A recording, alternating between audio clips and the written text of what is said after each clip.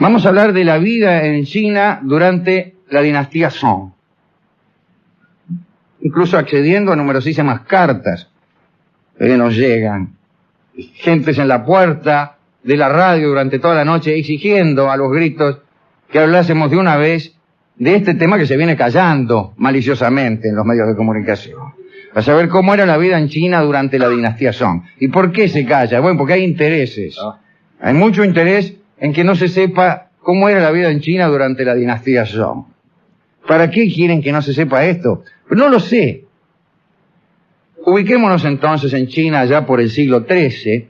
La dinastía Song gobernaba el llamado Imperio del Sur y la capital de dicho imperio era Hangzhou. Repito, Hangzhou. Mi acento chino es del norte, más que del sur. No todos los habitantes de aquel lugar tenían la suerte de poseer una vivienda. Hangzhou era una ciudad superpoblada y, como hemos contado alguna vez, frecuentemente arrasada por los incendios.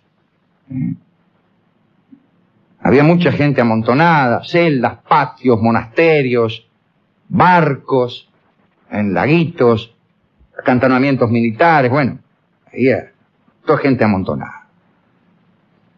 En cuanto a la gente del pueblo que había conseguido una casa, hay que decir que generalmente 5 o 6 personas ocupaban la misma pieza. Dormíamos todos amontonados, los chinos de Hangzhou en aquel entonces. Poco se podía hacer contra la cantidad de gente que vivía en la capital. Había construcciones de varios pisos, estamos hablando del siglo XIII, pero generalmente hechas de varas de madera, o de cuerdas anudadas, o de estera, o de estacas de bambú y papel pintado. Así que calculen ustedes que eso agarra fuego enseguida. En Hangzhou vivían más de 1 millón de personas en el año 1270. Para alimentar a tanta gente se necesitaban, por ejemplo, 200 toneladas de arroz diarios. Marco Polo la definió como mayor que cualquier otra en el mundo, y era verdad en aquel entonces, mayor en tamaño.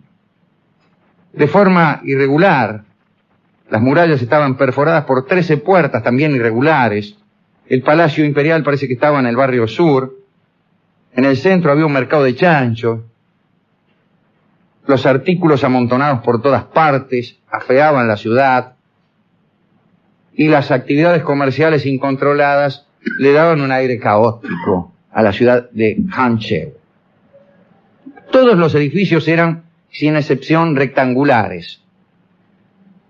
En los parques o jardines de los ricos se edificaban tantas construcciones de este tipo como fueran necesarias, como si hubiera un módulo. O sea, hay un rectángulo.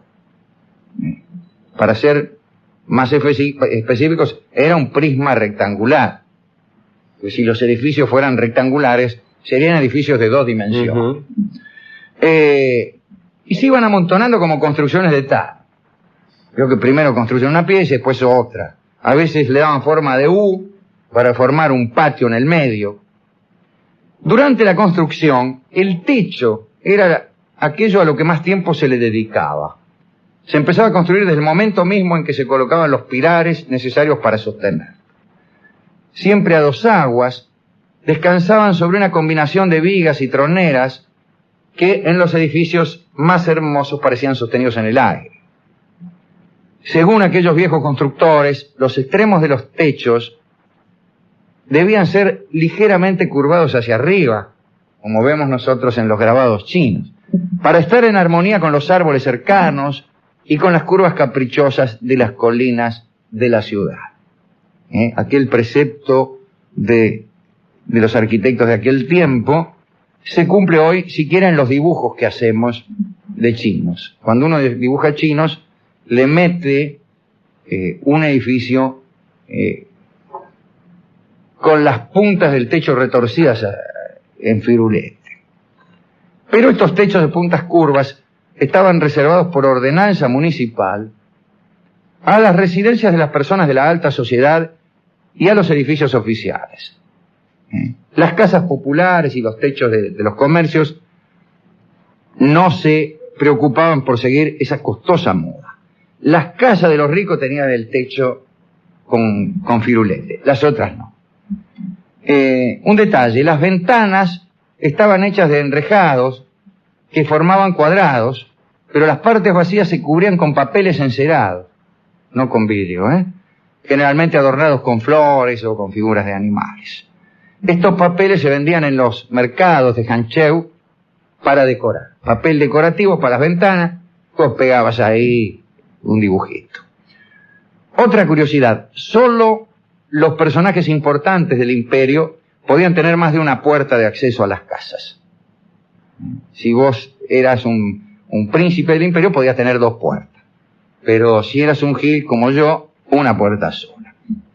En la puerta podías pintar entes protectores contra los malos espíritus, que son generalmente personajes históricos divinizados. En las casas importantes, cada pabellón tenía su función particular. Por ejemplo, tenían una pieza para poder admirar el claro de luna. Tipo, el bacán tenía muchos pabellones, muchas habitaciones. Un pabellón es algo más que una habitación, pero supongamos. Tenía uno para admirar el claro de luna. ¿Quiere admirar el claro de luna? Pase por acá. Otro para las sesiones musicales, otro para los banquetes, otro decorado en su interior con pinturas que representaban paisajes nevados. ¿Para qué? Para inducir el fresco en épocas de mucho calor.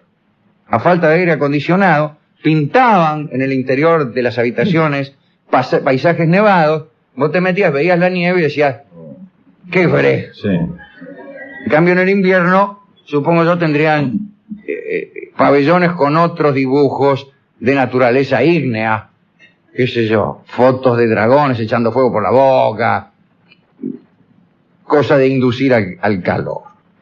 El piso estaba recubierto de ladrillos esmaltados, una especie de cerámica. Sin embargo, aparecen las crónicas que en algunas residencias había un piso parecido al de parqué. Y tenía este piso incrustaciones de flores de plata. ¡Anda, llevando!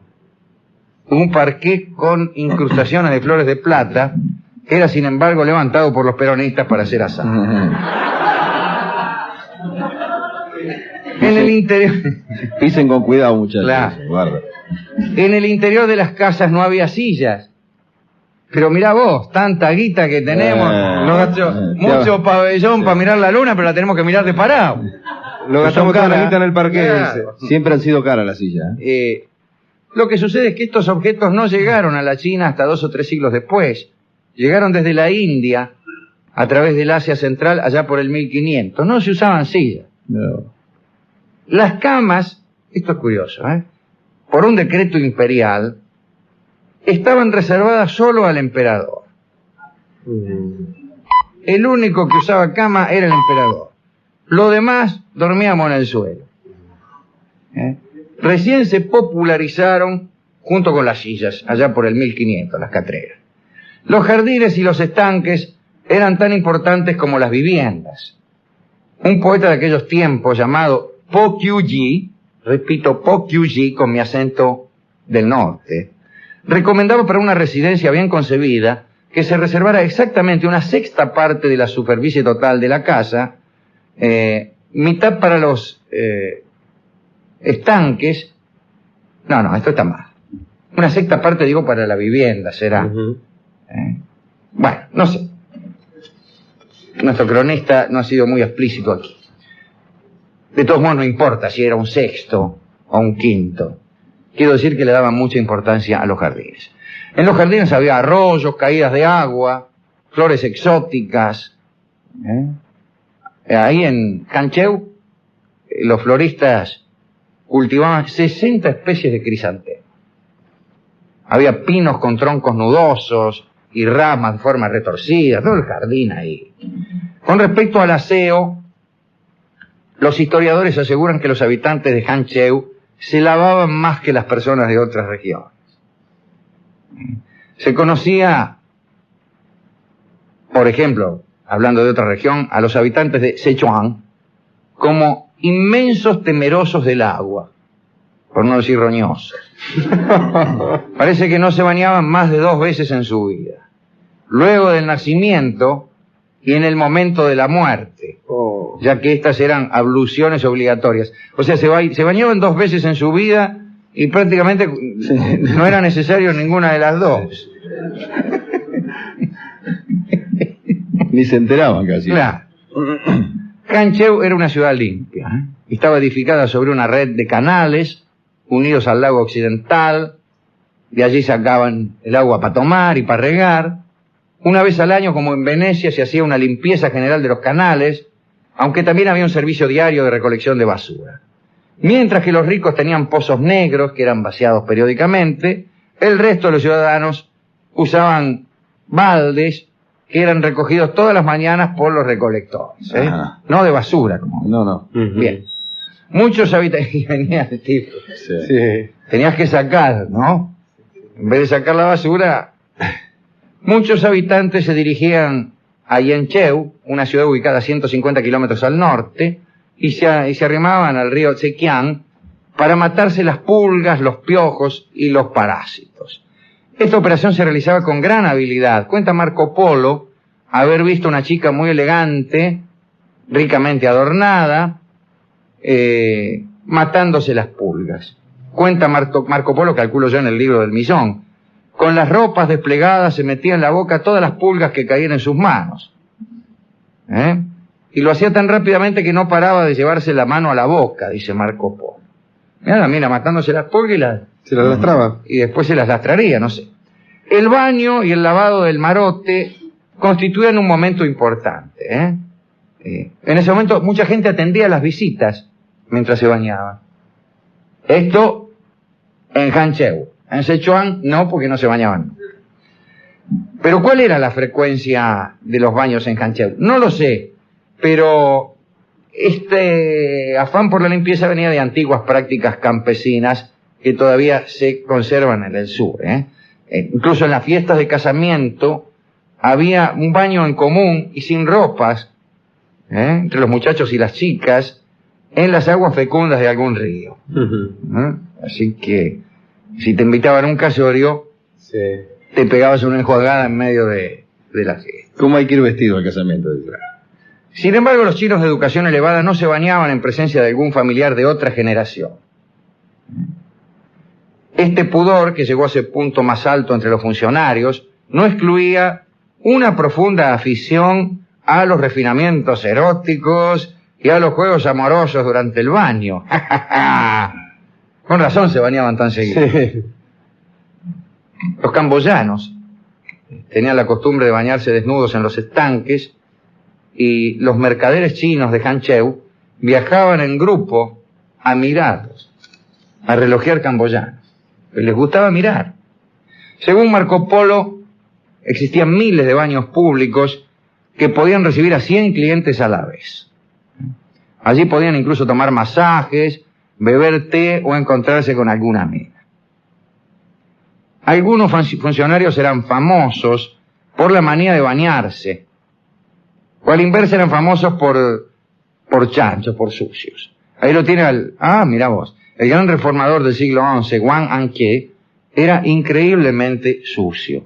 Wang Anche, un gran reformador, era increíblemente roñoso.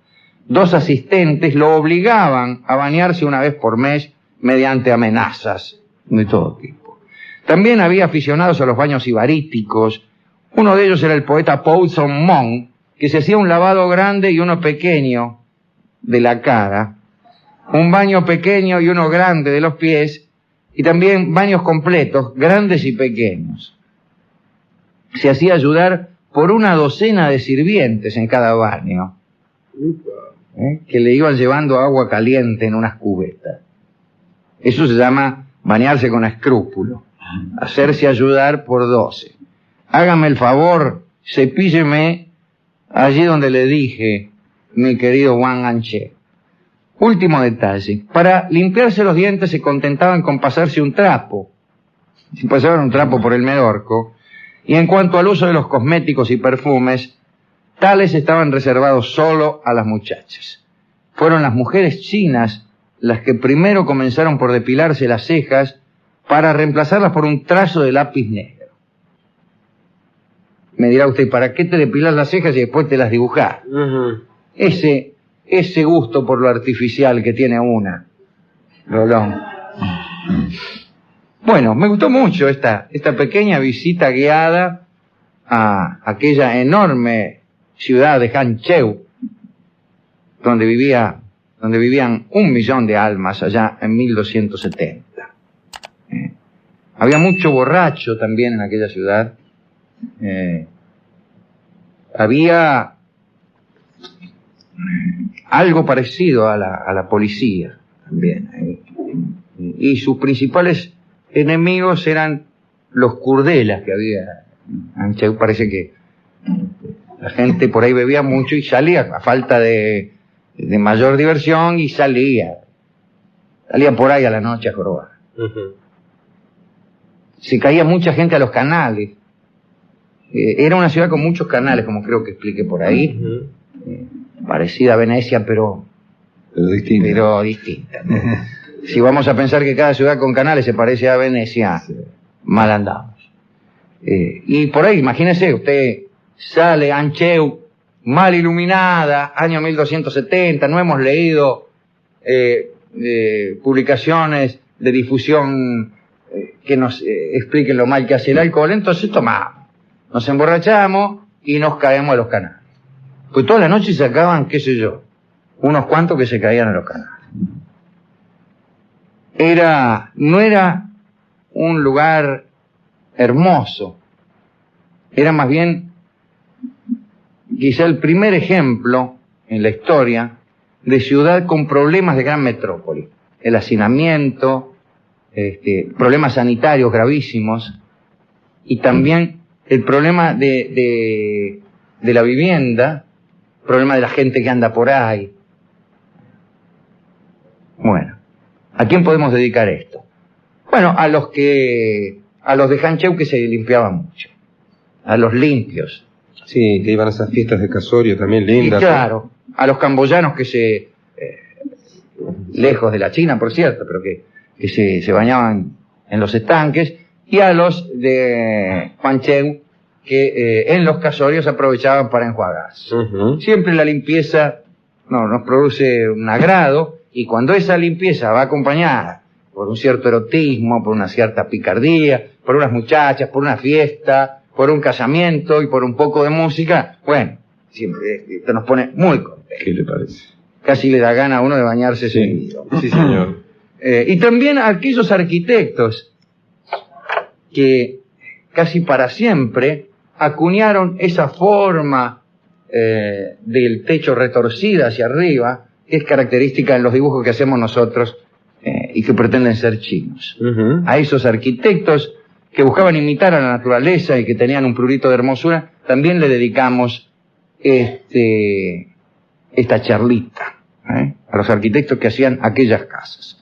Y desde luego, la canción que ilustrará eso se referirá a esas casas o a otras casas que también son entrañables para nosotros y que tenían una mínima preocupación por la belleza, porque no basta que una casa sea amplia y que esté cerca del subterráneo. Tiene que también tener algo de belleza, porque la belleza nos suele hacer felices, aunque sea una belleza humilde, aunque sea una belleza ayuna de toda pretensión de grandeza.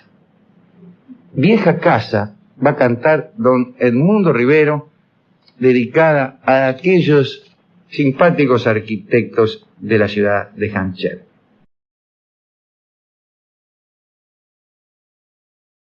Bien, hablaremos de algunas supersticiones en China.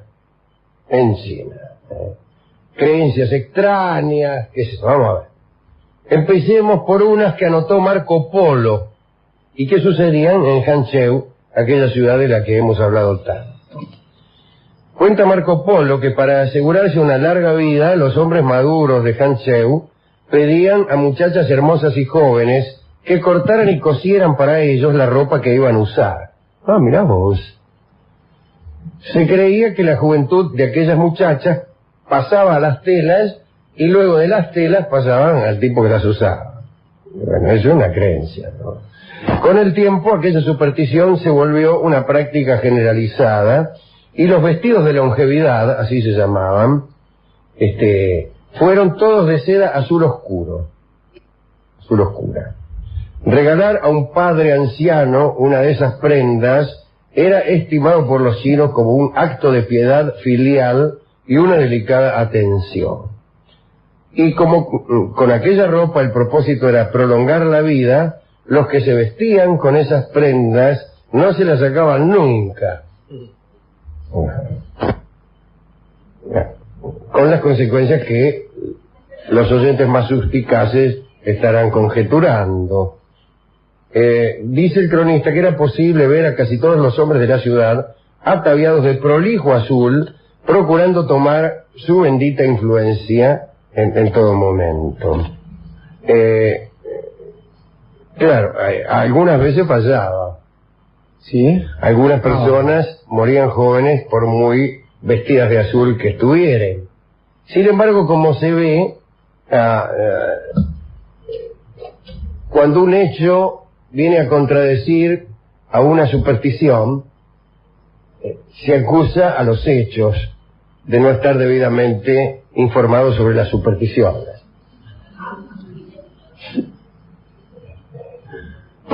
Así, bueno, cuando se muere un hombre que tiene, sin embargo, puesto un traje que asegura la longevidad, jamás se duda de la superstición conforme a la cual el azul contagia longevidad. Se duda del hombre que se ha muerto de un modo falto de razonabilidad. Podría poner otros ejemplos. ¿Quiere que ponga alguno? Sí. Porque entre nosotros sucede también eso. Se instalan supersticiones y cuando los hechos vienen a contradecir estas supersticiones, se acusa a los hechos. ¿Entiendes? Entonces, se establece, por ejemplo, que una cierta manera de pensar es popular. Porque cuando la gente da la espalda a esa manera de pensar, se acusa a la gente de no entender lo que es mayoritario. Bien. Un detalle curioso ahora, ¿no? Bueno, no importa. Otra superstición, ya está. La segunda superstición tenía que ver con las embarcaciones que transitaban los canales de Hanzhou, ¿no? Usted sabe que había muchos canales en esa ciudad y los canales estaban en mejor estado que las calles. Tal vez porque los canales siempre están parejos y no tienen pozos. Pero era menos costoso desplazarse en barco a través de Hanzhou que andar por las calles que eran sinuosas, irregulares, llenas de barro, etc. Según cuenta Marco Polo, había unos tipos, los budistas, que tenían una enorme lancha impulsada por decenas de remeros que utilizaban para llevar a los fieles budistas al templo. Con el tiempo, como era una barca tan grande, cundió la costumbre entre los muchachos de agarrar una balsa chiquita y colarse con una soga atrás de la embarcación que llevaba a los budistas al templo. Total, eran tantos los que remaban que no se iban a avivar y entonces se colgaban, se les colgaban a la lancha grandota. Y un día vino una tormenta, naufragó la lancha y los que estaban atrás también. Y después 2 o 3 veces hubo tormenta y siempre le pasaba algo a la lancha y a los que estaban por ahí cerca, de modo que se oficializó una superstición conforme a la cual no había que salir a navegar cuando andaba la lancha. Pero esto perjudicaba muchísimo el comercio, ya que la lancha andaba cada rato por ahí, entonces los pescadores, los comerciantes que tenían sus pequeñas lancitas tenían que esperar ese molesto paso de la lancha grande de budistas. Entonces, para evitar esta desgracia, procedieron del modo más racional. Quemaron la lancha. No abandonaron la superstición, quemaron la lancha. Curioso. Costaba mucho menos no hacer caso de lo que se decía. Sí. Pues no. Otra creencia extraña, ya no en Hanzhou, estaba ligada a la piedra de jade. Era la piedra más valiosa para los chinos y se la utilizaba desde la antigüedad para hacer objetos de culto. En el período Han se creía que el jade tenía el poder de impedir la descomposición de los cadáveres. Entonces las familias ricas taponaban los orificios corporales de sus muertos con piedras de jade. Pero no solo se creía que el jade servía para eso. Algunos le atribuían la virtud de otorgar la inmortalidad. Y así algunos emperadores chinos buscaban una montaña mágica llamada Menchang, en donde podían encontrarse unas piedras de jade purísimo que proporcionaban la inmortalidad. El caso es que ninguno pudo dar con aquella montaña. A uno de esos emperadores llamado Wu Wang, que era la antiquísima dinastía Zhou, le dieron una piedra. Un alquimista le regaló una piedra y le dijo que era una piedra de jade y que provenía justamente de la montaña Menchang. El emperador creyó que aquella piedra le iba a proporcionar la inmortalidad y se la comió. Razón por la cual murió inmediatamente. Esto sucedió en el año 1011 a.C., es decir, hace mucho. En el palacio de los emperadores, el sello imperial puesto al pie de los edictos era un sello labrado en jade. Ningún tratado era válido si no estaba sellado con aquella piedra y ningún emperador estaba legítimamente instalado en el trono si no tomaba posesión de aquel sello sagrado. La piedra oficial del imperio, esa que hacía de sello, era una sola y llegó a manos del emperador de la siguiente forma. En el siglo IV a.C., un letrado llamado O descubrió enterrado un trozo de jade de la más alta calidad. La costumbre obligaba a entregar esos tesoros al emperador y O así lo hizo.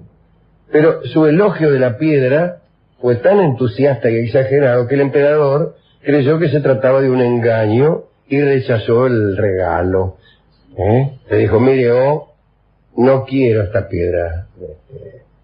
Y después ordenó cortar el pulgar del pie derecho del letrado O. ¿Por qué sí? No, para nada, para que aprendiera a no tratar de engañar al emperador, ¿me entiende? El tipo elogió el regalo que le estaba haciendo. Mire, don emperador, le regalo esta piedra de jade, que qué sé yo, bla, bla, bla. Y dice, demasiados elogios, sospecho. Rechazo el regalo y le corto el dedo. Así que Jo, el letrado, o bien O, vaya a saber, se quedó con el sello y sin el dedo. Pero aquel emperador murió. Entonces O se apresuró a ofrecer su tesoro al sucesor y habló de la ignorancia del anterior emperador al no aceptar la piedra. Pero O fue rechazado por irrespetuoso y además se le cortó el pie entero. Dicen que la paciencia del letrado no se agotó con el castigo. Apenas muerto el segundo emperador, se presentó ante el tercero con su piedra de jade, y el emperador ordenó a una comisión de expertos examinar aquel regalo, y resultó ser el jade más exquisito. Entonces fue aceptado el tributo, y con esa piedra se hizo un sello imperial que fue usado por todos los emperadores de la China. Por todos los emperadores, digo, de la China. Y ese sello trajo una nueva superstición. Bajo el reinado de Qianlong, a comienzo del siglo XVIII, vino una inundación terrible del Yangtze-kiang, y pues estaba en peligro la tercera parte de la población del imperio. El emperador decidió entonces ofrecer el sello de jade, ese que ya tenía tantos siglos, al río para aplacar al espíritu de las aguas. Entonces Qianlong agarró el sello y con enorme dolor lo tiró al río. Esto significaba mucho, ya que, como se ha dicho, era un símbolo de la legitimidad del gobierno. Pero se produjo un milagro. las aguas empezaron a bajar y al poco tiempo apareció el jade del viejo letrado Ho en una orilla del Yangtze-kiang. Inmediatamente le fue restituido al emperador. Aquel sello se mantuvo en el palacio, loado y venerado, hasta el día en que Puyi dejó de gobernar. Después, en 1924, cuando el general Feng Yuxiang se apoderó de Pekín y de la ciudad prohibida, el sello pasó a manos republicanas y en 1933, junto con otras piezas del emperador, fue embarcado para Shanghái y después al extranjero para evitar que cayera en manos de invasores japoneses, pero allí se perdió el rastro del sello, al menos para este programa. Es posible que el sello esté en algún lugar. Si algún oyente lo sabe, favor de llamar aquí, pues nosotros que estuvimos libro por libro viendo qué había sido de este sello, llegamos hasta 1933, donde fue embarcado para Shanghái para evitar que cayera en manos de invasores japoneses. Bueno, ya se sabe lo que pasa cuando uno quiere evitar que un objeto caiga en manos de los japoneses. Se pierde, ¿no? Así que si alguno lo tiene, que nos llame. Es curioso, ¿no? Como un sello que sobrevive a las inundaciones del Yangtze no sobrevive, sin embargo, a los procedimientos de los malos escritores, que escriben acerca de un sello y no te dicen dónde fue a parar. El libro dice exactamente: aquel sello se mantuvo en el palacio, loado y venerado hasta el día en que Puyi dejó de gobernar. Pero después, ¿qué pasó con el sello? ¿Me entiendes? Estamos escribiendo sobre el sello, no sobre otra cosa. ¿Y cómo hasta el día en que Puyi dejó de gobernar? Mentira, siguió el sello ahí. Los que se fueron ustedes, no el sello. Se fue el escritor, llegó hasta ahí porque se cansó. Se aburrió y se fue. Se aburrió y se fue el escritor. Entonces se perdió el final de la historia. Imagínense que Víctor Hugo se hubiera ido antes de terminar Los Miserables. Sí. Entonces lo dejaba a Jean Valjean allí perseguido por el policía que lo corría en los subterráneos de París. Y se iba Víctor Hugo. Y ahí quedó Jean Valjean en las cloacas de París. Fin. Sí.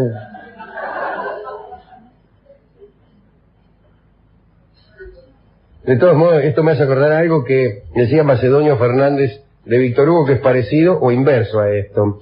Decía que en realidad los que se iban eran los lectores de Víctor Hugo. Decía, salí con ese gallego, decía, refiriéndose a Víctor Hugo. Dice, el lector ya se fue y él sigue escribiendo.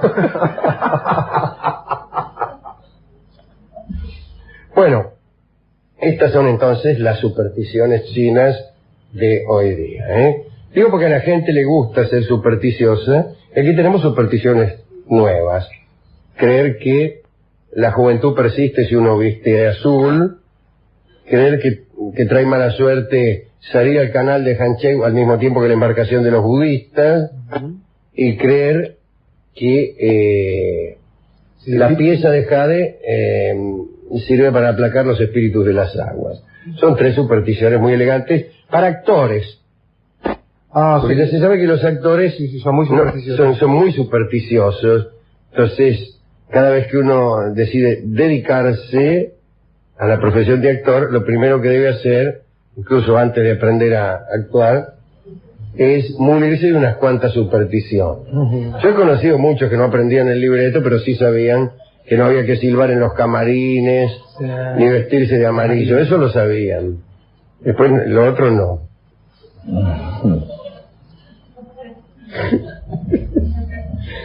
Bueno, ¿a quién dedicar esto, no? A los actores, naturalmente. Ajá, a los actores amigos, por lo menos de este programa. Y a los supersticiosos en general. Y a los que luchan contra las supersticiones. A los que contradicen las supersticiones. de un modo natural, ¿no, Alejandro? Porque también están los otros, ¿vio? Los que se quieren hacer los no supersticiosos y se la pasan haciendo lo que la superstición dice que no hay que hacer. Es verdad, sí, sí. Es sí. algo casi, digamos, una superstición contraria, ¿no? Claro, y sabes, mirá cómo paso por debajo de una escalera, o cómo hago que un gato negro se ponga en mi camino. ¡Oh, qué valeroso!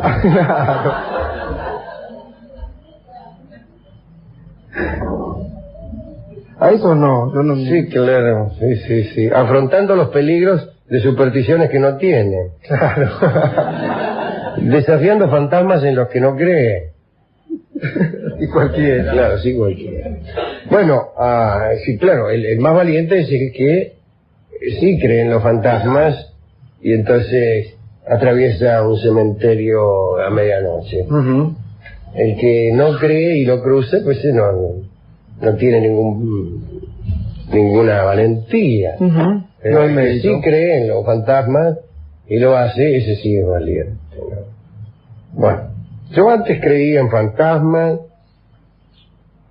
y en supersticiones chinas, juntaba supersticiones, porque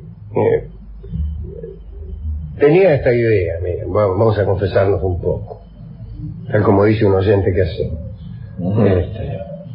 A mí me parecía que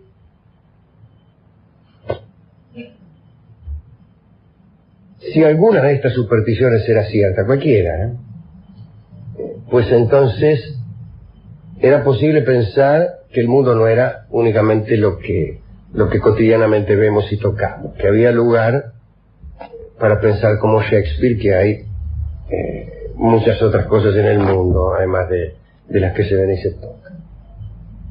Entonces, más que creer en supersticiones, estaba esperanzado en ellas. Deseaba que una de estas cosas fuera cierta. Deseaba que pasar bajo una escalera trajera mala suerte, porque si era eficaz un procedimiento para convocar a la mala suerte, seguramente también iba a ser eficaz algún otro procedimiento para convocar a la buena suerte. Y esperé muchísimo tiempo alguna cosa, no encontré ninguna. Entonces dije, bueno, mire, la verdad es que casi todas las supersticiones son mentiras. Casi todas las brujas son falsas brujas, casi todos los hechiceros son falsos hechiceros, casi todos los adivinos no adivinan, casi todos... Y ahí me quedé. Y después volví a cambiar de idea y ahora creo que no casi todos. Que no hay ni una sola superstición que sea cierta, que no hay ni un solo milagro en este mundo. Y soy mucho más desdichado que antes, cuando era un poco supersticioso. Así que ojalá pudiera dejarme tentar por esas supersticiones que tienen algunos. Creen que les va a ir bien por no silbar en el camarín. Uno ya sabe que por mucho que no silbe, más tarde o más temprano se va a morir. Por mucha ropa azul que usar. Bueno, hemos ido a la discoteca a buscar discos de supersticiones chinas. Ajá. Pero el discotecario nos dijo que traían mala suerte. Así que no los tenía. Así que no los tenía. Pero hemos encontrado un disco aparentemente chino. ¿Ah, sí? Una falsa canción china, como hay tantas. Casi ninguna de las canciones que damos por chinas son chinas. Pero es una bella interpretación de Fritz Kreisler y de Franz Rupp en violín y piano respectivamente. Y se llama Tamborín Chino. Se llama Tamborín Chino por algunas proezas que acomete Kreisler al comienzo y que a él le parecieron, no sé si chinas, mejor sería decir chinescas. Entonces Tamborín Chino tocan Kreisler y Rupp, dedicado a todos aquellos que esperan que alguna superstición resulte cierta. Adelante.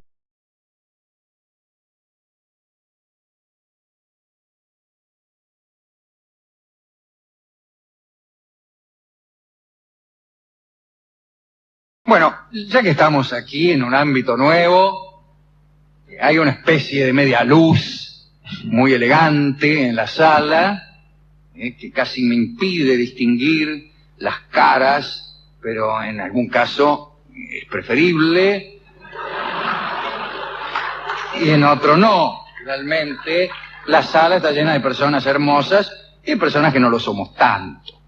Pero digo, vamos a aprovechar para instalar un tema elegante.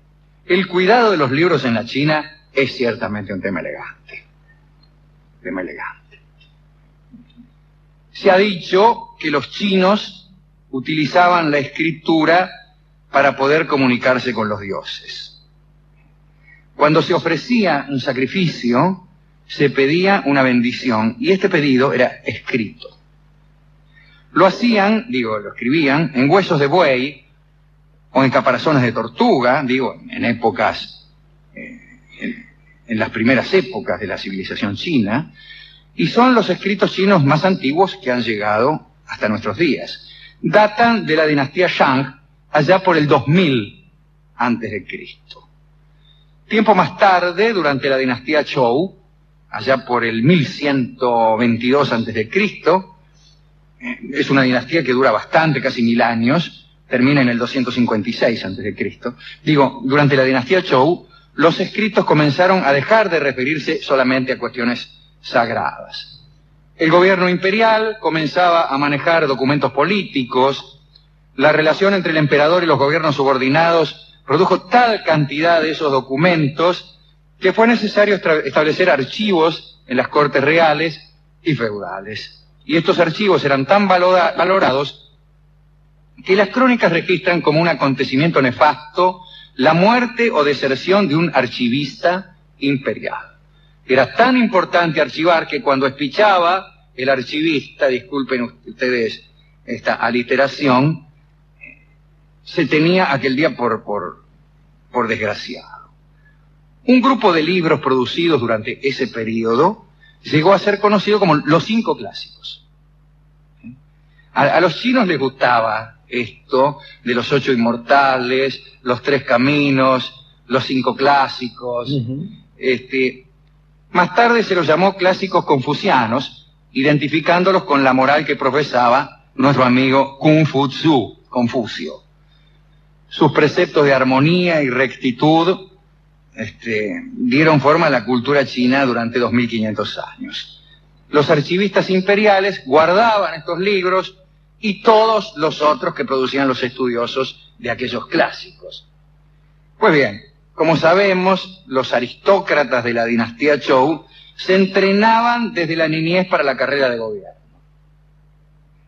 Además del arte de la guerra, estudiaban los documentos antiguos, algunos se especializaban en la escritura y cumplían, según decían, funciones de historiadores del presente. Ser historiador del presente es un dicho muy ingenioso y muy profundo y muy eficaz. Después de todo, no otra cosa que historiar el presente hacen quienes dominan una sociedad. La clase dominante es quien se encarga de historiar el presente. No siempre es tan sencillo este concepto de la clase dominante, no siempre es tan fácil, no siempre se trata de la mera propiedad de los medios de producción. A veces hay maneras de dominar un poco más complejas. Pero bien, siempre hay alguien que escribe el presente, y ese es el que produce la ortodoxia. Ese es el que produce la ortodoxia. Y la lucha por la producción de la ortodoxia es en este momento en que vivimos, en este momento histórico en que vivimos, más importante que nunca. Y casi diría que la lucha política, más que en establecer el alcance del Estado, que más o menos está establecido en todo el mundo, es la lucha por imponer una manera de ver el mundo. Por eso es que los matices políticos, más que en la idea del alcance del Estado, están hoy, en este punto, centrados en a ver quién es el que produce la visión del mundo que ha de ser luego canonizada por los intelectuales, por los medios de difusión especialmente, etc. Y esa es una ortodoxia. Lo demás es tenido por heterodoxia. Y algún día vamos a hablar de esto, que no es el tema de hoy. El tema de hoy son los chinos. Y cómo cuidaban los libros los chinos. Pues estos archivistas o estos estudiosos, estos historiadores, historiaban aquel presente.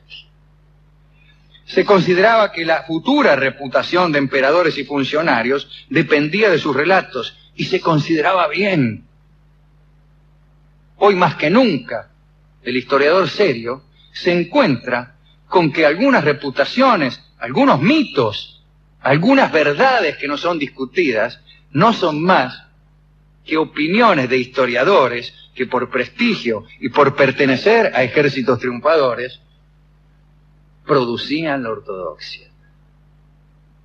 Y así se entiende, pongamos por caso, no pongamos ningún caso nacional, pero qué sé yo, que el presidente Coolidge de los Estados Unidos era una bestia. Y por ahí no era una bestia. Pero esa opinión fue canonizada por quienes dominaban la situación en aquel momento. Bueno, hay que tener cuidado con esto. Volvamos a la dinastía Zhou. Pero fíjese qué bien dicho está esto, ¿eh? Se consideraba que la futura reputación de emperadores y funcionarios dependía de los relatos de aquellos historiadores. Durante la dinastía Zhou, lo digo de nuevo, ¿no? Durante la dinastía Zhou se creó la primera biblioteca china. Al funcionario que se encargaba de los ritos y ceremonias religiosas, le era confiada la custodia del buen pasado.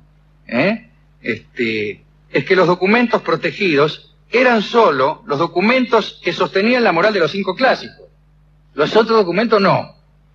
Otros funcionarios llamados registradores, Xi, en China se dice Xi. Cuando vos decís Xi, más que una afirmación seseosa, es la palabra registrador. Pues los registradores tenían asignado el mantenimiento de los archivos menos importantes. Uno de los encargados de estos archivos casualmente se llamaba Lao Tse, y es considerado el primer bibliotecario chino. Se le había confiado ese trabajo porque se sabía que era dueño de 5 carretillas llenas de libros. El cuidado de los libros que se ordenaba al funcionario no lo impulsaba a su preservación o restauración.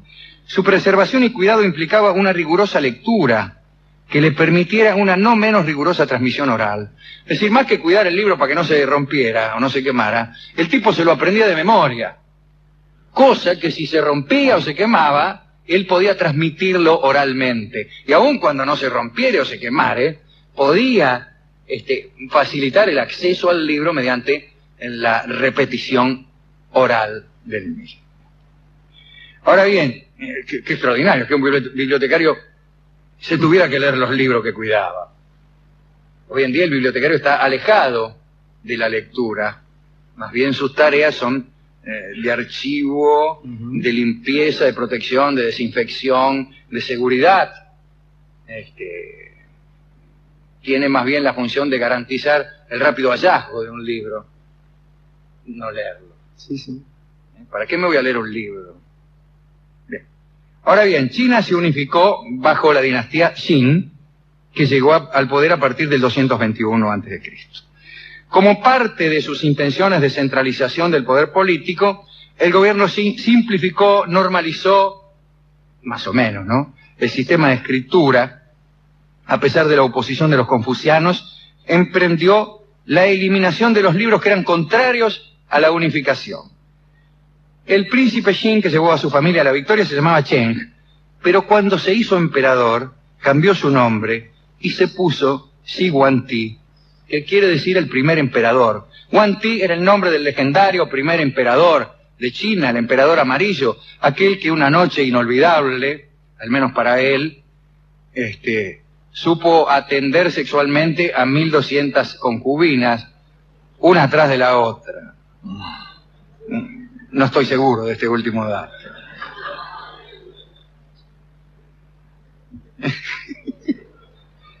Bien, porque profesaba aquella habilidad que después los daoístas utilizaron para obtener la inmortalidad, que consistía en la retención de la fortaleza. Pues este muchacho, Xi Guangti, resolvió abolir el pasado, abolir la historia. Y en esto lo ayudó su consejero, Li Su, quien le envió a Guangti el siguiente memorial. Recuerden, hemos hablado de Guangti, voy a ser cauto en la repetición de la glosa de la muralla y los libros que ha escrito Borges sobre Xi Guangti. Pero el consejero Li Su le envió a Guangti el siguiente memorial. Vuestro siervo sugiere que todos los libros de los archivos imperiales sean quemados. Todas las personas del imperio que posean copias de los 5 clásicos deberán entregarlos a los gobernadores para que los quemen indiscriminadamente. Todo aquel que se refiera al pasado para criticar el presente debe ser ejecutado junto con todos los miembros de su familia. Los funcionarios que no informen acerca de estos casos también son culpables. Al cabo de 30 días de la fecha de emisión de este decreto, aquellos que no hayan destruido sus libros serán marcados a fuego y enviados a construir la Gran Muralla. ¿Por qué habla de la Gran Muralla? Porque este Guangti fue además el que empezó a construir la Gran Muralla para proteger a China de sus enemigos. Borges encuentra una singular rima entre estas dos tareas, la de construir una muralla que contuviese a los bárbaros y la de destruir los libros que pudieran traer la opinión contraria del pasado.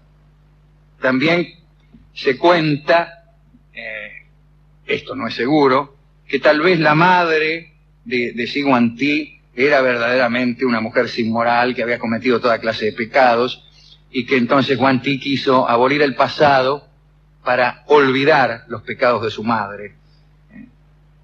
Abolir todo el pasado para poder librarse de un pequeño trozo de pasado. Es como el crimen de Herodes, sí, matar a todos los niños solo para matar a uno. Pues 3000 años de cronología tenían los chinos cuando Xi Guangti ordenó que la historia empezara con él. Ya no había más pasado. Y él se puso primer emperador y dio la orden de que sus sucesores se llamaran segundo emperador, tercero y así. Podemos decir de Xi Guangti que prohibió que se mencionara la muerte. Buscó el elixir de la inmortalidad y tenía un palacio con 365 habitaciones, tantas como días hay en el año, y dormía un día en cada una para que la muerte no pudiera encontrarlo. Incluso tenía, solemos decir nosotros, una prefabricada para los años bisiestos.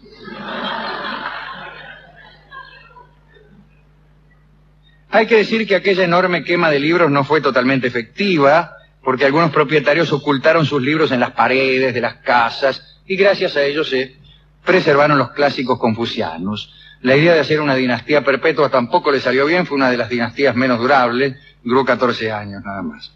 El imperio Qin fue seguido por el Han, ahí se volvieron a adorar los libros.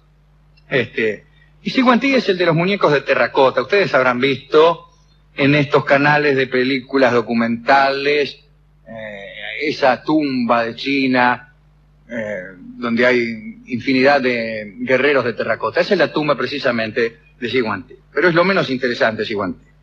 Por eso lo toman los de los documentales. Bien. Sigue el Imperio Han, ahí aparecen otra vez los libros, se estableció formalmente una biblioteca imperial, se autorizó la posesión privada de los libros, además quisieron diseminarlos por todo el imperio, vio cómo es la gente. No hay que imaginarse aquellas bibliotecas como las europeas actuales, ¿no? Cada página de los libros chinos, antes de la invención del papel, era una tira estrecha de bambú sobre la cual se inscribía una línea vertical de caracteres. Las tablillas se unían con hilos de seda y formaba un rollo, y así. Durante la dinastía Han se ofrecían recompensas por el préstamo de libros a la biblioteca imperial. Había incluso tipos que recorrían el país buscando libros, expertos que compraban, examinaban y revisaban, en fin. El hijo del emperador Shen Ti, llamado Liu Xing, diseñó la primera clasificación de libros chinos. Los dividió en la siguiente categoría: clásico, filosofía, poesía, ciencias militares, astronomía, matemática, adivinación, medicina y jardinería. Más o menos cualquier cosa. Y la preservación de lo escrito llegó a tal punto que se grabaron hasta las piedras. Empezaron a escribir en todas partes. Los textos clásicos e históricos estaban inscritos en unas piedras en el campo de la Universidad Imperial. Ahí andaban las piedras en el jardín, la gente iba y leía las piedras. Mucho tiempo más tarde los budistas hicieron lo mismo para asegurar que las escrituras perduraran en tiempos de persecución. Y en el año 605, en una gruta cerca de Hopei, se inició una biblioteca que se completó 400 años después y dejó más de 4 millones de palabras grabadas en 7.000 piedras.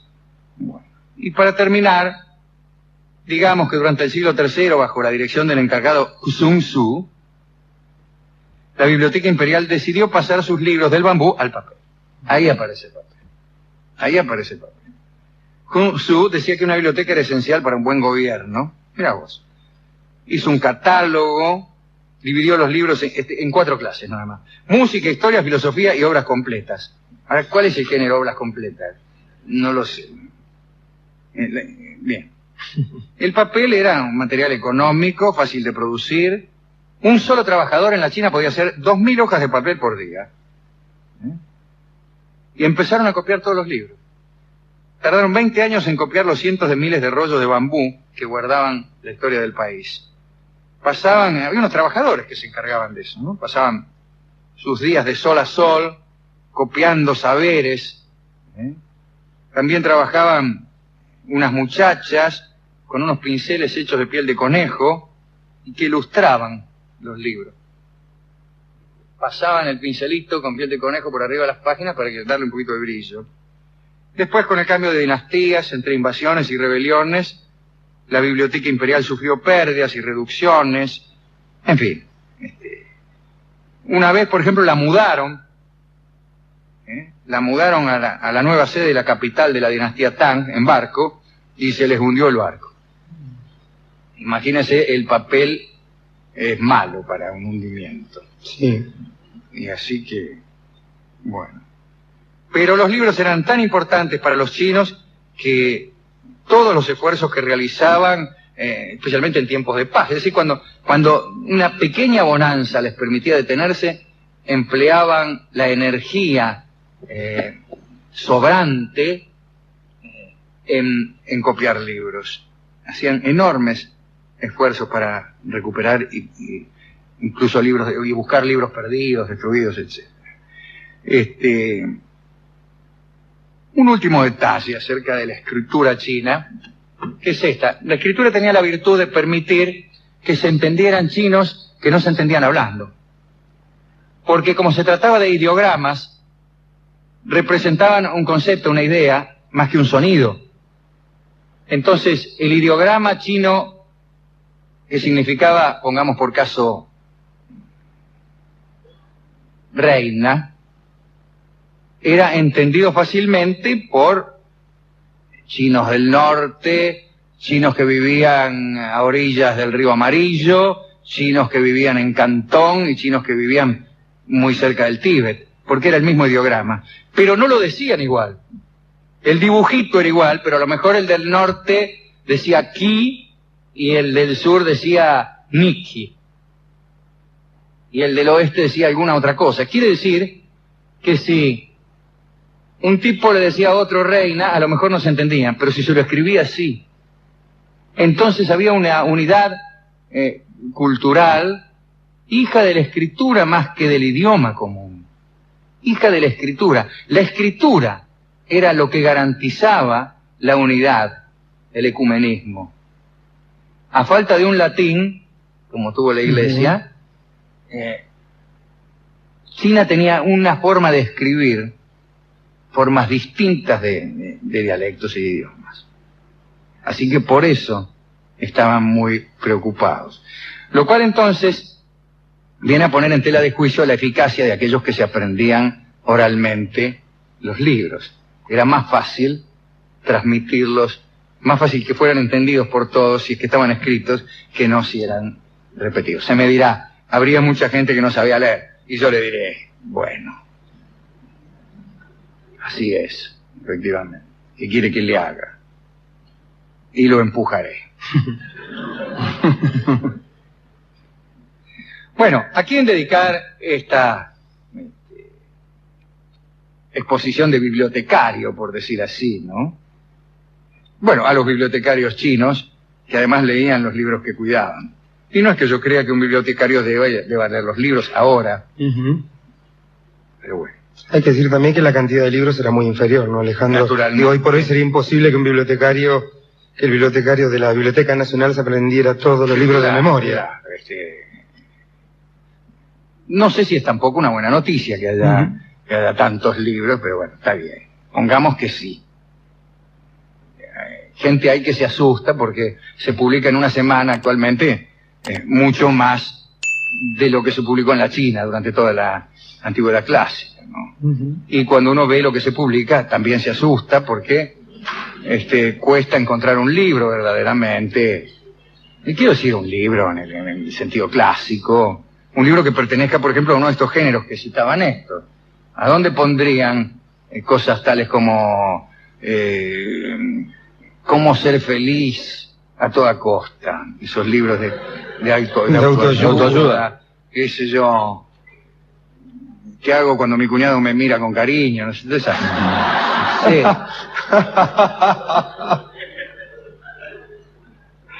Pero bueno, está bien. A los bibliotecarios chinos y a los bibliotecarios de este mundo en el que nos toca vivir, y también a aquellos que alcanzan algún tipo de escepticismo frente a los que oficialmente son historiadores del presente, de este ápice vertiginoso del tiempo, y a los que saben tener reparos con quienes producen la ortodoxia. ¿Y con qué vamos a ilustrar esto? Bueno, está lleno de tangos sobre bibliotecarios chinos. Casi no se canta otra cosa. Sin embargo, como los beneficiarios de las bibliotecas son por lo general estudiantes, vamos a escuchar hoy el tango llamado precisamente Estudiante, y que fue compuesto con toda certeza pensando en los estudiantes chinos, en los bibliotecarios chinos y en aquellos copistas esforzados y en aquellas chicas que limpiaban las hojas con patas de conejo.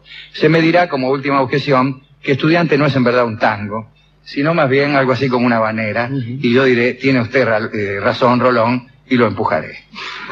Adelante, don Carlos Gardel. Hablaremos hoy de algunas curiosidades de la fauna china. En la China suceden cosas muy extrañas con la fauna, también con la flora y con la mismísima geografía. En las afueras del pueblo de Yixi, justo al pie de una montaña, se alzan unas estatuas misteriosas. Los nativos cuentan que en tiempos remotos un soldado enamorado debió marchar a una guerra lejana. La novia fue a despedirlo al pie de aquella montaña. Con lágrimas en los ojos vio como el guerrero se alejaba hasta perderse en el atardecer. Sin embargo, ella permaneció en ese lugar durante largas horas, largos días y largos meses, hasta que finalmente se convirtió en piedra. En los años siguientes, en ese mismo lugar, otras personas resultaron petrificadas por despedirse demasiado. Hubo también quienes pudieron huir a tiempo, pero con el corazón endurecido para siempre. Hoy, las gentes de Yixi dicen que no debe despedirse a nadie al pie de la montaña. El que lo hace no vuelve a ver jamás al que se va. Nosotros sabemos más que eso. Y decimos que todos los pueblos son Yixi, que nadie vuelve a ver al que se va, que todo regreso es falso, que toda despedida es definitiva. Hay entre los animales de la China unos que son verdaderamente curiosos. Son los zorros. Sí. Se ha hablado mucho acerca de las destrezas de los zorros chinos. Se dice que son capaces de producir viento con las orejas, o de encender fuego con la cola, o de retardar el paso del tiempo con sus garras. Muchos suponen que estos animales son en realidad almas transmigradas de hombres que han muerto violentamente. Suelen vivir cerca de los sepulcros y se los considera de mal agüero. Su longevidad es prodigiosa. Vivir 800 años para ellos no es nada. Pero lo que más asombra es su capacidad para las transformaciones. Con la mayor facilidad asumen el aspecto de guerreros, funcionarios, dragones, pájaros y con toda frecuencia mujeres hermosas. Bajo esa apariencia tienen por costumbre seducir a los hombres. Viven con ellos largos años y luego, de ser posible, en el momento en que ellos están más enamorados, toman su forma original, o lo que es peor, forma de mujer desdeñosa. Para completar estos engaños, actúan con enorme paciencia. A veces se transforman en niñas y van creciendo conforme a los plazos usuales hasta llegar a la edad más conveniente para la seducción. Los sabios aconsejan el siguiente procedimiento para saber si una mujer es en realidad un zorro. Tirarle 3 veces de la oreja derecha y luego besarla. Ante esas acciones, el zorro deberá egresar de sus fingimientos y revelar su verdadera condición. Los zorros chinos menos pacientes suelen aprovechar los viajes de las mujeres para raptarlas, encerrarlas y sustituirlas en fingidos regresos. Los esposos y novios casi nunca advierten estas usurpaciones. Un funcionario de la ciudad de Chang'an permitió a su esposa que viajara al norte a visitar a sus padres. Los zorros la capturaron y uno de ellos tomó su lugar para regresar junto al marido. El hombre no sospechó nada. Continuó su vida junto al zorro, siguiendo sus hábitos de siempre. Tiempo después, el zorro chino, aburrido de su papel de esposa del funcionario, solicitó permiso para visitar nuevamente a sus padres e hizo liberar a la verdadera mujer para que regresara a Chang'an. Pero esta vez el funcionario entró en sospechas. La dama estaba cambiada. Su piel estaba gris y sus ojos rojos. Además hablaba todo el tiempo de zorros y cautiverios. El funcionario consultó a sus amigos de la administración y estos le aconsejaron que echara a su mujer, ya que con toda probabilidad era un zorro. Los empleados del censo han calculado que 1/5 de la población del mundo ha sido sustituida por zorros. A veces ocupan cargos de gran importancia y es posible que algunos hasta gobiernen provincias. Casi nadie efectúa denuncias porque los zorros que se han transformado en jueces se burlan de ellas y persiguen a los acusadores. El sabio Wei Hei escribió durante la dinastía Tang un libro erudito y revelador.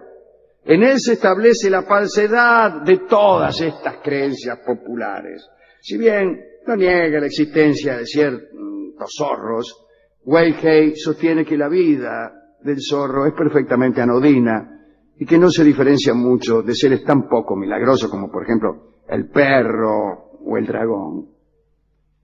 Para desalentar la superstición, Wei Hei incluyó en el libro unas historias edificantes que cuentan las desgracias que padecieron los que se atrevieron a creer en la magia del zorro chino. Leeré una. El alfarero Tzi acostumbraba a contar todas las noches historias de zorros chinos a sus amigos de la posada. Una noche, al regresar a su casa, encontró en la puerta a un monje armado con una espada de fuego. La figura, con voz muy grave, le preguntó: ¿Tú eres Tzi, el alfarero que cuenta historias sobre zorros chinos? Sí, contestó el hombre aterrorizado. El monje le dijo: marcaré para siempre tu carne con esta espada de fuego, para que veas el destino que los demonios tienen preparado para los supersticiosos, los hechiceros y los mistificadores. El alfarero descreyó de los zorros y dedicó largos años al estudio de las matemáticas, la hidráulica y la predicción del futuro. Una noche volvió a encontrarse con el monje que, suspendido en el aire, le dijo estas palabras: has seguido el camino de la sensatez y la razón. La marca que te hice desaparecerá. A la mañana siguiente el cuerpo de Tsi ya no presentaba cicatrices. El alfarero vivió muchísimo tiempo y enseñó a sus hijos a no hacerse eco de las leyendas que referían los ignorantes.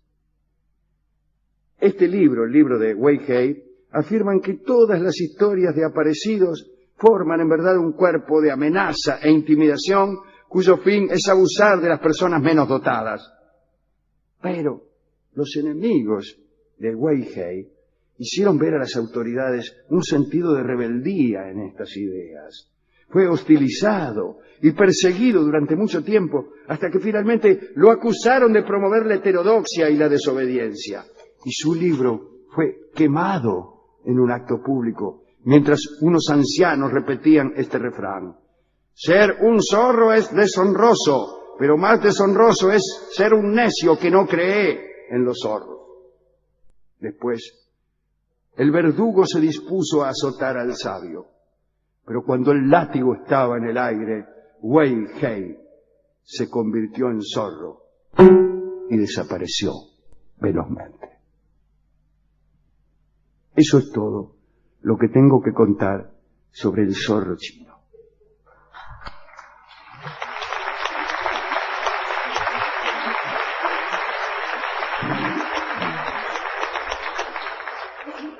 Fui a donde nuestro amigo, el discotecario... Sí, tiene que tener tema de zorro, el tema del zorro por lo menos. Sí, el de marcando la S del zorro.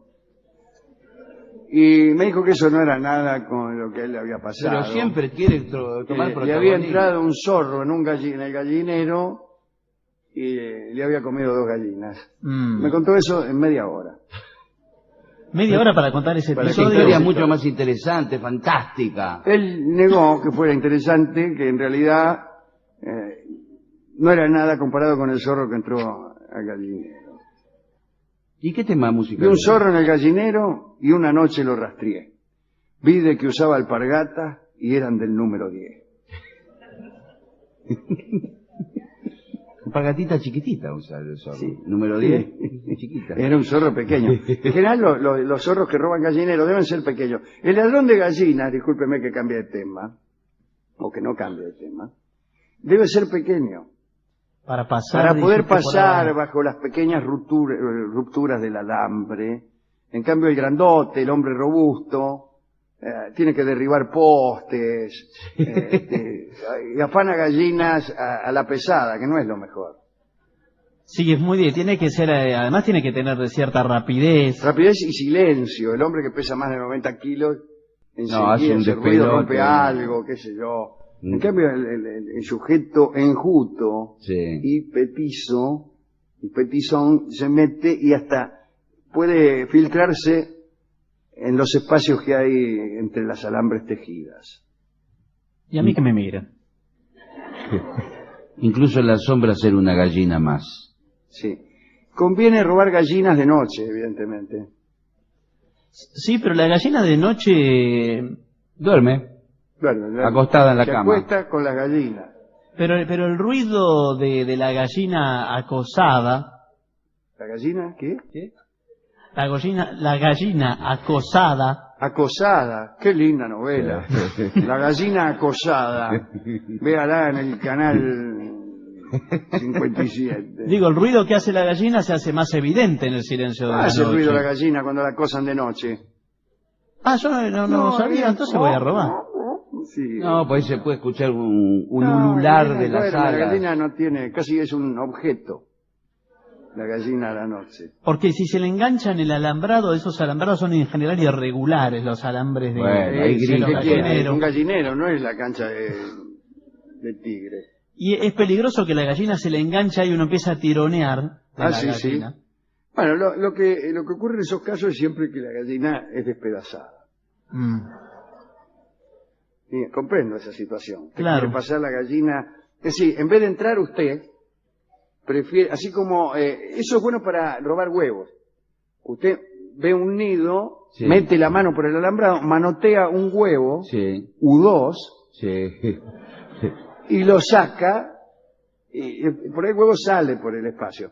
Pero para robar gallina no es bueno, porque la gallina no pasa, No pasa por el agujero del por los alambrado. intersticios. No lo había calculado. Claro, y entonces, La por tiene- ahí usted insiste, y cuando quiere acordar, le quedó un pedazo de gallina.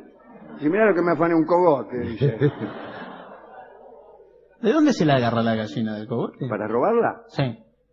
¿Y dónde la va a agarrar? ¿De las patas? No, de Y las no sé, patas. sí. Para mí de las patas. La tiene que enlazar. Para mí de las patas.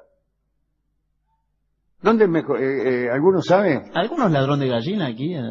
Ahí la señora, mire. Ahí está, un amigo consiguió Gillespie. Ya ese me gusta, el ladrón de gallina me gustó. Bueno, como quiera que sea, este hombre no sabía nada de gallineros ni de zorros chinos. Y me dio un disco cualquiera, que es el viejo tango que se llama Zorro Gris. En una versión del extraño conjunto Los Muchachos de Antes. Sí. Pancito Cao, Horacio Malvicino, gran Nene grupo. Nicolini, que curiosamente era uno de los conjuntos preferidos de Borges y de Bioy Casares. Tal vez porque era un conjunto que ejercía un cierto chantaje sentimental, tocaba tangos de la Guardia Vieja, que eran los que le gustaban a Borges, que eran tangos que todavía no habían contraído cierta, no quiero decir tristeza, cierta complejidad que a Borges le molestaba. Escucharemos entonces Zorro Gris, que es un tango compuesto evidentemente en alusión al zorro chino. No sé Estoy si... pensando, porque no sé. No sé si al zorro chino. Yo A cualquier zorro gris que anda por ahí. Zorro Gris puede ser aquel atavío que algunas damas usaban antes, era un zorro, el zorro en sentido tapado de piel. Puede ser también el agente municipal de tránsito, hoy desaparecido. Sí, llamaba que ni Zorro siquiera Gris. creo que usan ya un No. traje gris. No, puede ser también una persona canosa, Sí. o puede ser el animal del que estamos hablando en su color gris. Escuchemos ya mismo a los muchachos de antes en Zorro Gris.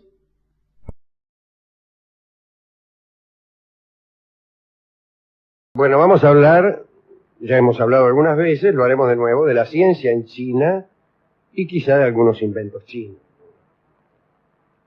Ya se sabe que hay una admiración del occidente por los inventos chinos, una admiración que se justifica, pero que es tal vez exagerada. Siempre se piensa que los chinos han inventado todo mucho antes que el occidente, lo cual a veces es verdad y a veces no.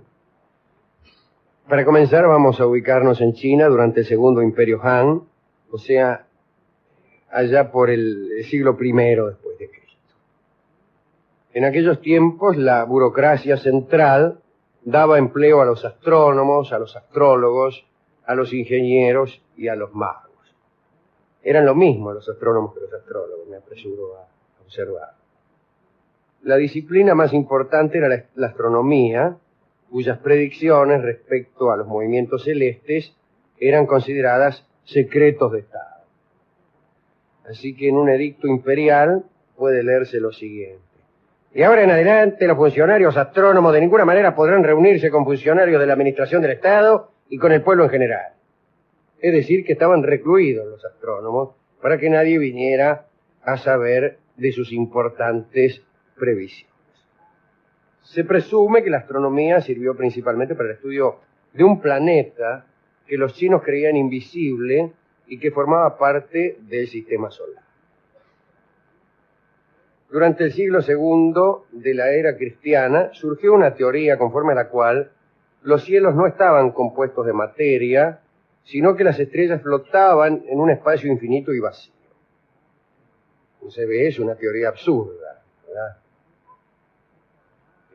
¿A quién se le va a ocurrir que el espacio es infinito y vacío y que las estrellas flotan allí en lugar de estar colgadas o fijadas a alguna madera o algo, que es como bien sabemos que son las cosas?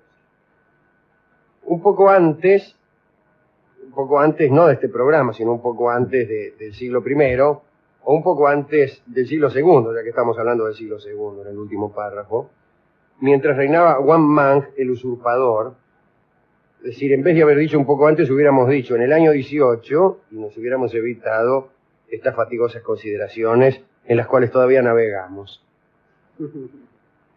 Hay gente que escribe una página de más con tal de no repetir un qué. Pues en el año 18 había sido inventada una máquina que imitaba el universo.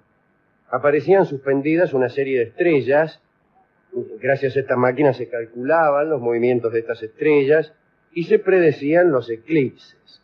En el siglo III la predicción de eclipses alcanzaba una gran perfección.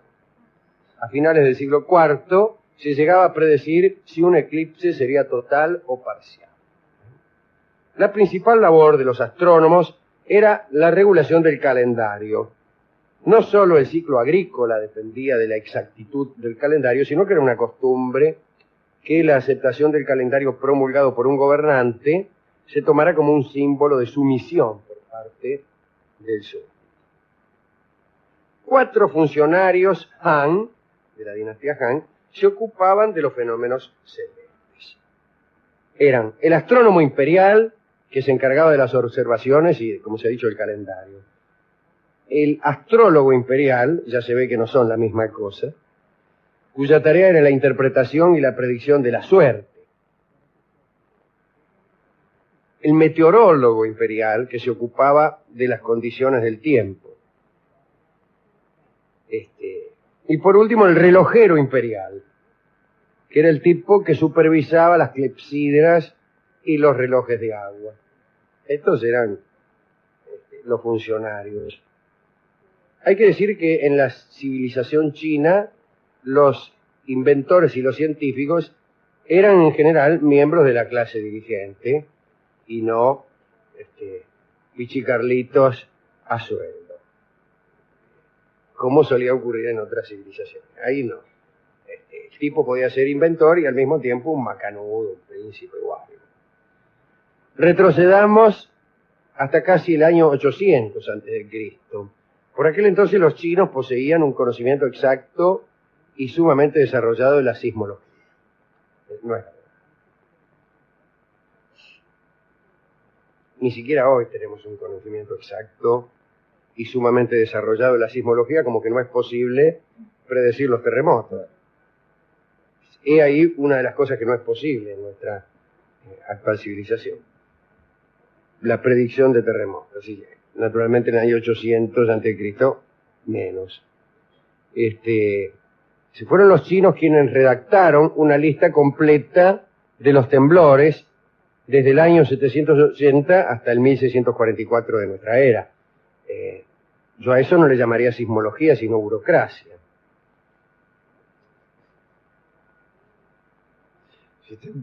Si usted un tipo que hace un registro de las erupciones volcánicas le llama geólogo, tendremos que... Hay muchos geólogos en las radios y en todas partes. Pero bueno, según las crónicas, los dioses bajados del cielo vinieron a exigir la redacción de esta lista. Si los dioses mismos estaban interesados en esa clase de burocracia. Un personaje llamado Chang Heng inventó en el año 110 de nuestra era el sismógrafo. El 110 no es el 800. Era un aparato que incluía un péndulo que podía deslizarse o desplazarse en 8 direcciones y hacía funcionar determinados mecanismos. Yo lo vi. Fíjese, acá también está descrito. En la parte exterior del aparato había 8 cabezas de dragón, cada una de las cuales sostenía una bola de bronce. Debajo de cada cabeza había un sapo con la boca abierta que recibía la bola si la bola se caía. ¿Cuándo se caía la bola? Cuando se movía el sismógrafo. Es decir, era un aparato que estaba destinado a indicar que había un terremoto en ese momento. Cosa que mucha gente descubría sin ayuda del sismógrafo, oyendo los gritos, viendo familias enteras precipitarse a la calle en paños menores, etcétera, ¿no? Lo que pasa es que a veces había pequeños movimientos de tierra que no eran la causa de ningún pánico y que por ahí hacían caer la bola que sostenía un dragón. Ese era un sismógrafo. También dicen que permitía situar con la regla y el compás el epicentro del terremoto. No sé. No importaba que el terremoto estuviera a varios cientos de kilómetros. De todos modos era un aparato interesante y el primero de los intentos de hacer un aparato de esto. Ellos tenían mucho interés en esto porque se suponía que un terremoto era siempre producto de la impericia de los emperadores. Creían que los emperadores, con su mal gobierno, producían terremotos. Lo cual en algunas regiones del globo, supongo yo, condenaría a los habitantes a un movimiento continuo. Si esto fuera cierto, algunos países de este bello mundo estarían moviéndose todo el tiempo. Bueno, además del sismólogo, el Chan Heng era matemático. Fue él quien midió una línea de la Gran Muralla hasta Nam y estableció el arco de meridiano. Fue quizá la primera prueba de la esfericidad de la Tierra, si no fuera porque... no, es quizá la primera, yo no estoy seguro de en qué año se hizo aquella medición entre el delta del Nilo y un lugar situado casi en la línea del solsticio, de la línea del equinoccio. Pero debió haber sido por ahí cerca, porque era en la época de Alejandría, así que vaya a saber. Otros personajes importantes que trabajaban junto a astrónomos, astrólogos y matemáticos eran los alquimistas, ¿no? La alquimia china tuvo por objeto transmutar al adepto, haciéndole adquirir la sabiduría y la inmortalidad corporal, lo mismo que la otra alquimia. En cambio, la fabricación de oro, a base de un procedimiento de transmutación tradicional, no fue más que una etapa para la obtención de productos capaces de asegurar al adepto la transgresión de la condición humana. Pero la verdadera alquimia también. La búsqueda de la piedra filosofal es un paso, o es en definitiva, el camino hacia la transformación del alquimista. Que es lo que se buscaba. De lo grosero a lo más sutil. Exacto, lo mismo. Bueno. El oro alquímico no estaba destinado a la venta ni a llenar las arcas de ningún poderoso. Bueno, era muy difícil llenar las arcas con oro alquímico, puesto que nunca se logró tal cosa. De manera que no solo no se llenaban las arcas de los poderosos, sino que no se llenaba nada con oro alquímico. El primer texto alquímico conocido fue el San Un Chi. Como todos los maestros de ciencias secretas, el autor escribió bajo seudónimo, lo cual para nosotros es más o menos lo mismo, ¿no? Sí. Los seudónimos y los nombres verdaderos nos parecen el mismo. El libro explica en 90 párrafos, ni uno menos, pero ni uno más, la fabricación partiendo del oro de la píldora de la inmortalidad. Eso es un procedimiento más interesante que la fabricación de oro partiendo del plomo, de lo que fuera, ¿no? Bueno, se conseguía mediante un procedimiento térmico complejo en un recipiente en forma de huevo y herméticamente cerrado. Bueno, ya cualquiera de nuestros oyentes podrá convertir un estúpido anillo de oro en una píldora de inmortalidad con solo seguir estas instrucciones que acabamos de dar.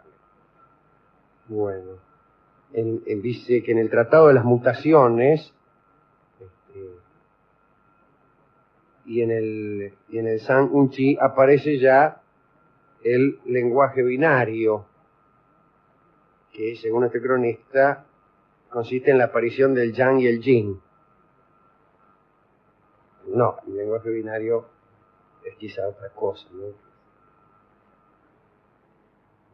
No es el yang y el yin. El lenguaje binario es aquel inventado por Leibniz, que es el principio de nuestra computadora. Claro. no tiene nada que ver con el principio de oposición entre lo masculino y lo femenino, entre lo cálido y lo frío, etcétera, que es más bien si usted quiere, una concepción o un capricho filosófico que no tiene ulterioridades matemáticas. En cambio, el lenguaje binario o la numeración binaria de Leibniz sí tiene algunas aplicaciones. Como que es la base del mundo moderno. Pero bueno, una cosa es la numeración binaria y otra es Es un intento casi poético de explicar claro, la explicar armonía el del universo mundo, ¿no? como la lucha de dos principios. Claro. En el caso del maniqueísmo eran el bien y el mal, en este caso es lo femenino, lo masculino, etcétera, etcétera, sin que uno avance, hay que decirlo que es mucho en el campo de las ciencias, aunque en el campo de la poesía, la poesía filosófica, por ahí sí. Pero bueno. Muchos científicos trabajaban en los llamados talleres imperiales. Allí se inventó el fuelle metalúrgico, que es una especie de bandoneón que tocaba Lorenzo Miguel.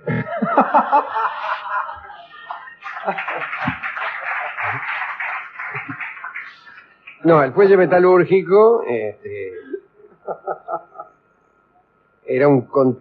se movía por fuerza hidráulica, es decir, algún río, supongo yo, haría girar una rueda y después saldría un chorro de aire que desde luego era de inestimable valor para la industria del hierro y que casi condujo a la producción de acero,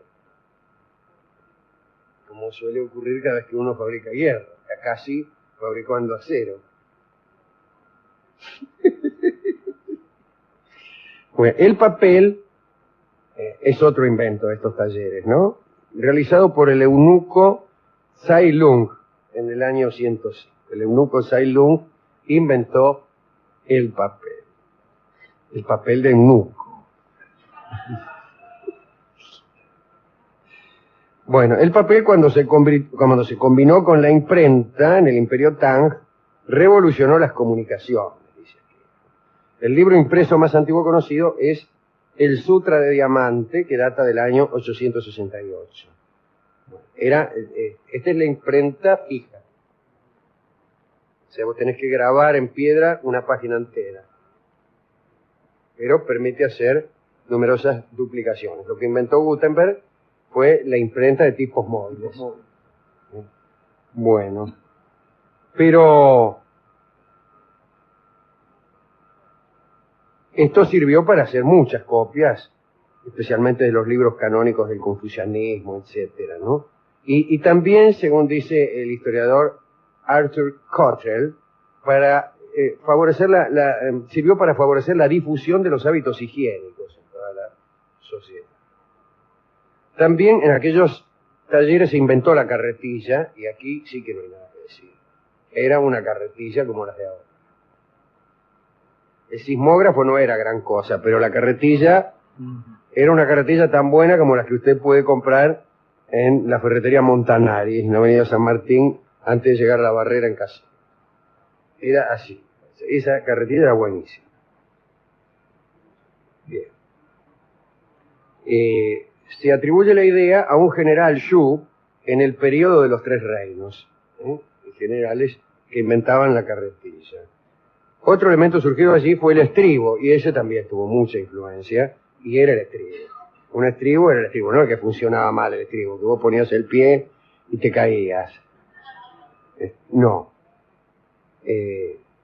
Y como hemos dicho ya hasta el cansancio, el estribo fue un invento de guerra, antes que nada, porque fue el que permitió que los tipos de a caballo llevaran lanzas y no salieran volando atrás de la lanza.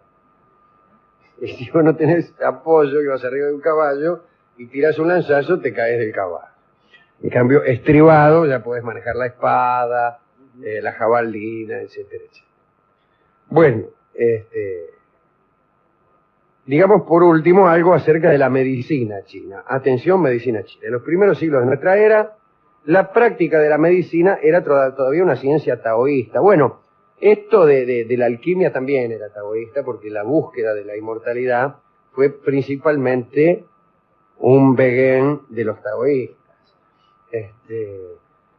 Un berretín taoísta. Pues los budistas no estaban muy interesados en eso. Pero los taoístas sí, ¿no? Incluso les hemos contado aquí que relacionaban mucho la búsqueda de la inmortalidad con la retención de la simiente masculina y la prolongación de los actos venéreos ad infinitum. Y a eso le llamaban inmortalidad, yo creo que con justa razón. Si no la lograban, la merecían.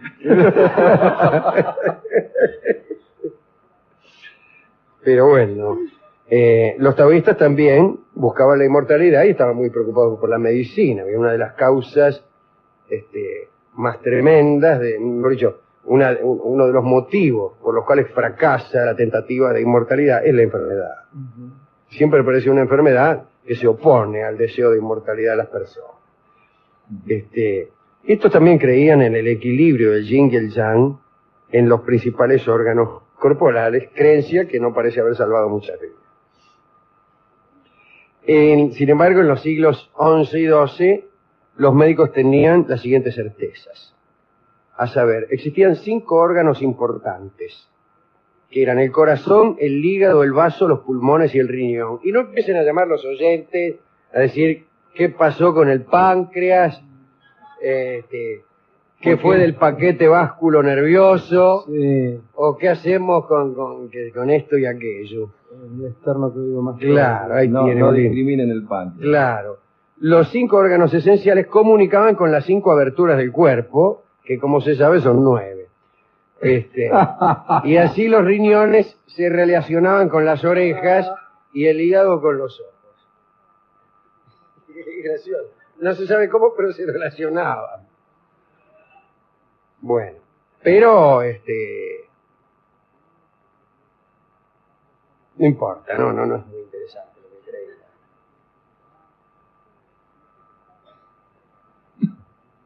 Ellos creían en la circulación de los soplos. Yo también creo. Pero decían que había en el cuerpo soplo caliente, soplo frío, soplo seco, soplo húmedo e ígneo. De ese nunca he visto.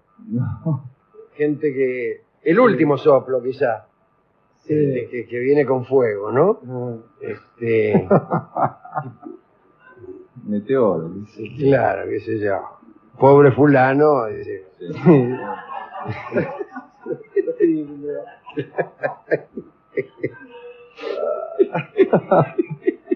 A ese restaurante. Bueno, también decían que una enfermedad podía tener su origen en un exceso de los 7 sentimientos. Y aquí hay algo de verdad, hay algo relacionado con su ciencia, ¿no? Dice que los 7 sentimientos eran la alegría, la cólera, la tristeza, el temor, el amor, el odio y el deseo. Y que el exceso en alguno de estos podía enfermarlo. Correcto. ¿no? En cuanto a los procedimientos de curación, se recurría a masajes en pequeñas partes del cuerpo. La palma de la mano, encima del pulgar, etc. Pero también se recurría a la acupuntura, y aquí estamos. La cirugía estaba poco desarrollada y solo se aplicaba para la castración de los eunucos, lo cual era por lo menos superfluo. Sí. ¿Para qué va a castrar a un eunuco? Supongo que castrarían justamente a los que no eran eunucos para que comenzaran a hacerlo. Los remedios estaban hechos generalmente a base de plantas e insectos. Bueno, como ahora. Sí. Una receta para curar el paludismo incluía el empleo de la mosca del perro. Dice así: tomar una mosca de perro. ¿Cuál es la mosca del perro? He ahí el primer inconveniente. Claro, un inconveniente científico. Sacarle patas y alas a la mosca del perro. Hacerla rodar en la acera, en la acera, Sí. de tal forma que quede una bolita. La bolita y de ubicarla en el lugar correspondiente, que no sé cuál es, pero ya me imagino. Finalmente, digamos que en China se sistematizó el examen del pulso. Wang Shuho, en el año 301, explicó que 6 pulsos podían ser examinados para descubrir la condición de cada uno de los órganos internos. El pulso podía ser superficial o profundo, lento o rápido. Bueno, en conjunto describía 52 tipos principales, incluyendo 9 que significaban la muerte inminente. Que no dice cuáles son. La ausencia de pulso era no de muerte inminente, sino de muerte efectiva. Quizá más importante fue Chan Chung Chin, que parece un chiste, cuyo tratado de las enfermedades febriles, o sea, el Shan Han Lung, como sabe cualquiera, se distinguió por su creencia en el tratamiento clínico, renunciando a las curas sobrenaturales. Por la presente hago renuncia de las curas sobrenatural o mágica. Sus estudios sobre la fiebre tifoidea tuvieron vigencia durante... Bueno, está muy bien esto. Nos hemos burlado un poco del estilo del cronista más que de la ciencia china, que superó en muchos casos a la ciencia occidental. Estamos hablando de prodigiosas intuiciones que eran mucho más interesantes que la a veces brutal medicina de Occidente, ¿no? Se curaban las heridas haciendo un emplasto con estiércol, etcétera, etcétera. Por ejemplo,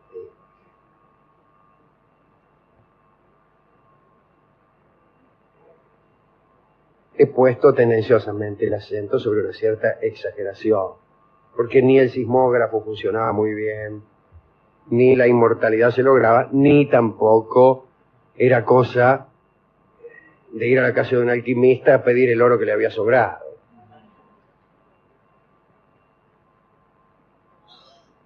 Bueno, no se sabe de nadie que haya logrado convertir los metales en oro, o si se sabe ha sido en pequeñas cantidades, mejor dicho, se jura que alguien ha visto transformar el oro en pequeñas cantidades, pero esto nunca ha podido ser comprobado.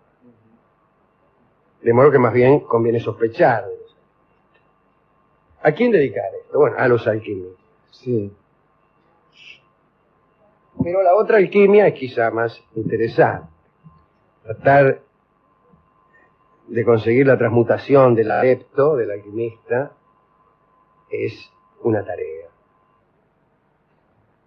Y tratar de ir más allá de la naturaleza que a uno le ha tocado, también es un sueño que aunque incumplible, que aunque imposible de cumplir, incumplible es una palabra horrorosa, sáquela. Aunque imposible de cumplir, es igualmente noble. Y al respecto, toda tarea alquímica debe ser comprendida mediante la alegoría y mediante la metáfora, y no de un modo literal. La transformación del adepto no es la transformación en un ser inmortal y alado, pero sí la transformación de su alma y de su espíritu, y la habilitación a un mundo donde la conciencia sea diferente y el espíritu navegue en aguas más puras. Esa es la transformación. Lo mismo sucede con el arte. Los grandes artistas, los artistas geniales, van más allá, trascienden su disciplina. Un gran pintor, un estupendo pintor, un genial pintor, es también un poeta. Es también un poeta porque va más allá de la mera pintura, y su arte nos pone en otra dimensión.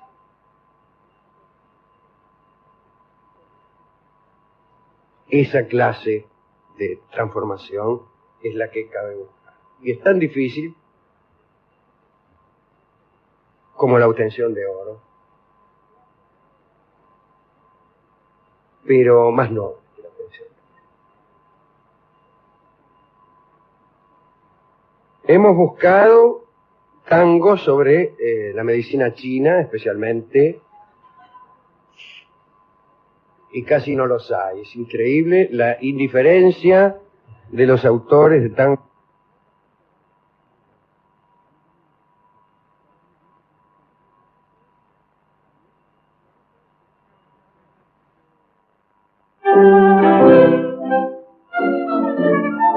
A los chinos darse cuenta de que había un terremoto.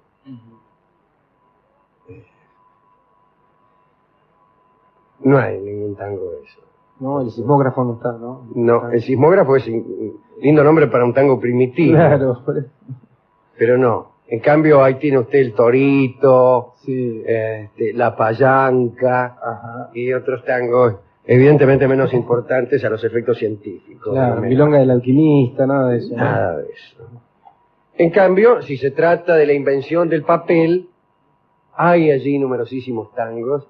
Corazón de papel, Papel picado, que es un tango hermosísimo, y este que vamos a escuchar hoy, que se llama Farolito de papel. Los farolitos de papel son propios de la China. En ningún otro lado hay faroles de papel, porque en general se queman, salvo en la China.